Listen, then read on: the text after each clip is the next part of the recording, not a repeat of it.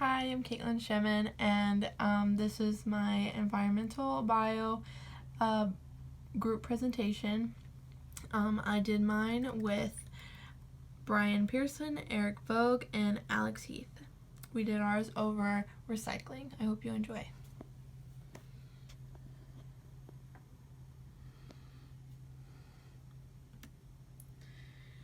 So first we're talking about just the definition of recycling. Recycling is the practice or reuse of items that could otherwise be discarded as waste.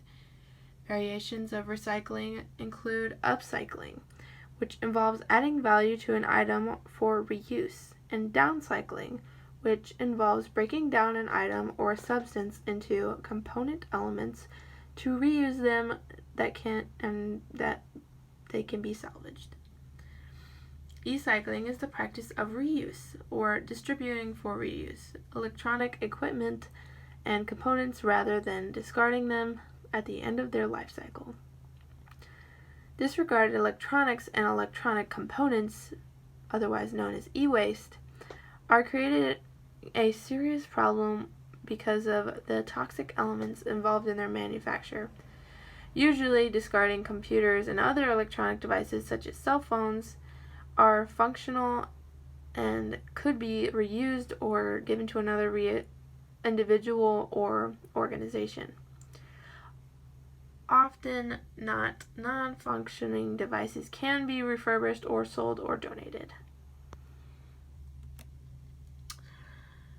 In the U.S. alone, we produce around 258 million tons of trash each year. The average person tosses 4.4 pounds of garbage per day. That's 1,606 pounds per year for one person. Wow. Recycling 1 ton or 2,000 pounds of paper could save landfill space measuring 3.3 cubic yards. That's 33 cubic yards for every 20,000 pounds of paper recycled.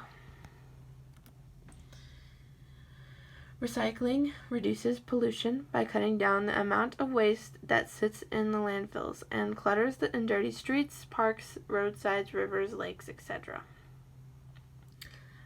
Solid waste materials that end up in landfills cause air pollution in the form of methane gas. Recycling more waste reduces the amount of methane that escapes into the air.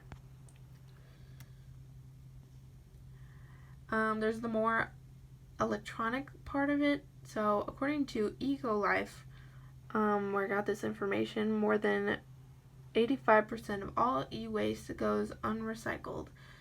That's over 3 million tons entering the waste stream in just 2008 alone.